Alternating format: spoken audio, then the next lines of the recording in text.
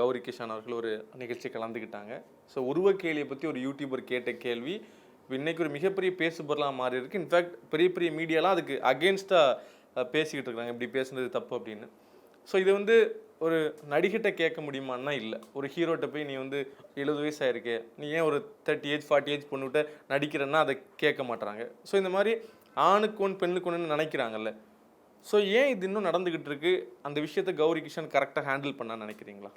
ஆக்சுவலாக நம்ம நல்லா பார்த்தோம்னா இந்த வேறுபாடு எங்கேருந்து, நீ பெரியவன், நான் இது, நீ எப்படி பேசலான்னு என்னை பார்த்து வந்த கேள்விகளாக இருக்கட்டும், எல்லாருமே இந்த வேறுபாடுன்னு ஃபர்ஸ்ட் எங்கேருந்து ஆரம்பிக்குதுன்னா, நீ ஆண், நீ பெண், இங்கேருந்து தான் இந்த வேறுபாடுகளே ஆரம்பிக்குது. தனித்தனியாக நான் இந்த வேலை செய்கிறேன், நான் இவன், நான் இந்த வேலை செய்கிறேன், நான் அவங்க கிட்ட வேலை செய்கிறேன், நான் அவன் அப்படின்ற வேறுபாடு.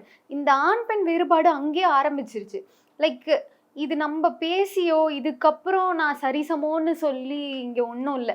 அது வந்து நம்ம கூட இருக்க இப்போ நான் பார்க்குறேன் என்னோட ஜென்ரேஷன்ஸில் என்னோட தம்பிங்களாக இருக்கட்டும், லைக் நான் பார்க்குறேன் ஃப்ரெண்ட்ஸாக இருக்கட்டும், ஈக்குவலாக பார்க்குறாங்க. ஒருத்தர் ஓகேம்மா நீ இந்த வேலை பண்ணு, நான் இந்த வேலை பண்ணுறேன், இந்த மாதிரி ஒரு ஈக்குவல் அண்டர்ஸ்டாண்டிங் இப்போ வந்துக்கிட்டு இருக்கு.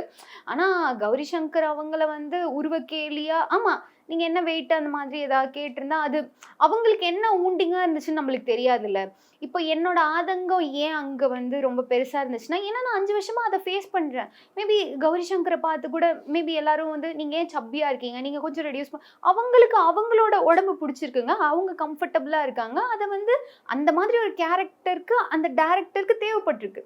ஸோ அது ஆனால் இவங்க வந்துட்டு இதை கேட்கும்போது மேபி அவங்களுக்கும் ஒரு ஊண்டிங் இருக்கும்ல, இல்லைன்னா அந்த ஆதங்கம் டப்புன்னு ஒரு நாள்ல வர்றது இல்லைல்ல.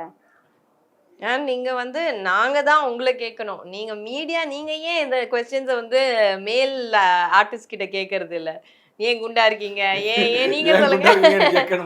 ஏன் உமனை பார்த்து மட்டும் கேக்குறீங்க, ஏன் குண்டா இருக்கீங்க, ஏன் அந்த மாதிரி ஏன் கேள்வி உமனுக்கு மட்டும் கேக்குறீங்க?